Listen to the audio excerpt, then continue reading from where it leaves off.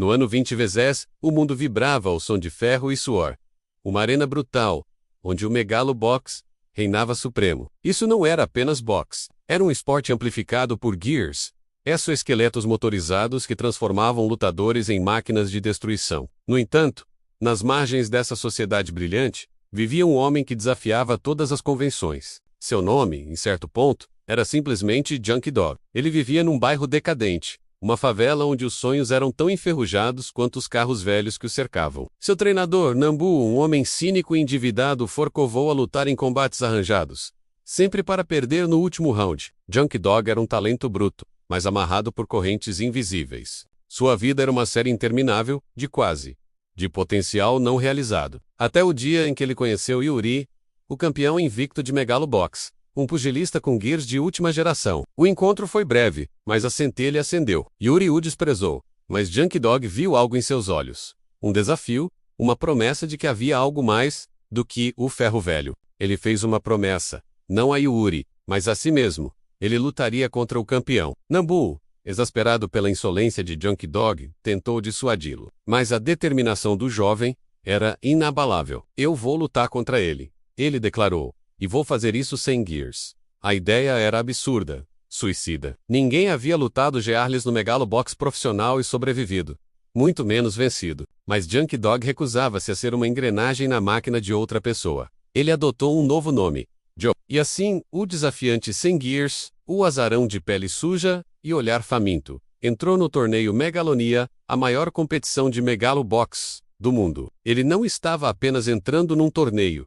Ele estava desafiando o próprio sistema, armado apenas com sua coragem e seus punhos. O mundo não estava preparado para o que estava por vir. Cada passo que Joe dava em direção ao ringue era um passo contra todas as probabilidades, uma declaração de que o valor de um homem não é medido pelo equipamento que ele usa, mas pela chama que arde dentro de seu coração. O caminho seria longo, sangrento e cheio de dor, mas para Joe, era o único caminho que importava. A cada luta, Joe se tornava mais do que um lutador. Ele se tornava um símbolo. Seus oponentes eram armados com a tecnologia mais avançada, seus punhos impulsionados por motores e servos. Joe tinha apenas seus próprios músculos, sua resistência brutal e um coração indomável. Ele apanhava, caía, mas sempre se levantava. Sua pele se tornava uma tela de cicatrizes, cada uma história de desafio. Seus movimentos eram puros, diretos, desprovidos de artifícios. Ele não podia contar com a força dos gears, então contava com a velocidade, a esquiva e, acima de tudo,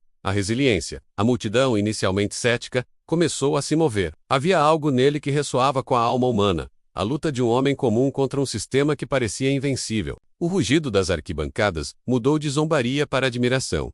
E depois, para uma devoção fervorosa. Eles viam em Joe a personificação da teimosia humana, a recusa em se curvar perante o poder opressor da tecnologia e do status. Cada gota de suor e sangue que caía no ringue era um testamento de sua vontade inquebrável. As pessoas nas favelas, que antes se sentiam esquecidas, encontraram em Joe um reflexo de si mesmas. Ele era o ferro velho, que se recusava a ser descartado. A cada soco que Joe desferia, a cada queda que ele superava, era um grito de esperança para aqueles que viviam à margem. Eles não torciam apenas por um lutador. Torciam pela ideia de que a força de espírito podia superar qualquer barreira tecnológica ou social. Joe não era perfeito. Ele era falho, impulsivo, teimoso. Mas eram essas imperfeições que o tornavam tão relacionável, tão humano. Ele lutava com a raiva de uma vida de humilhação e a esperança de um futuro onde a coragem ainda importava mais do que o poder. Suas lutas. Eles viam as suas próprias batalhas diárias, menos a luta por dignidade, por respeito, por um lugar ao sol. Joe se tornou o herói deles, não porque era invencível, mas porque era incansável. Ele era a prova viva de que mesmo vindo do nada você poderia abalar o mundo inteiro. Quando Joe finalmente enfrentou Yuri na final da Megalonia, o mundo parou. Não era apenas uma luta. Era um choque de filosofias. De um lado, a perfeição tecnológica e o legado de um campeão. Do outro, a crueza da vontade humana. A prova de que o espírito pode ser a arma mais poderosa. Joe, o gearless.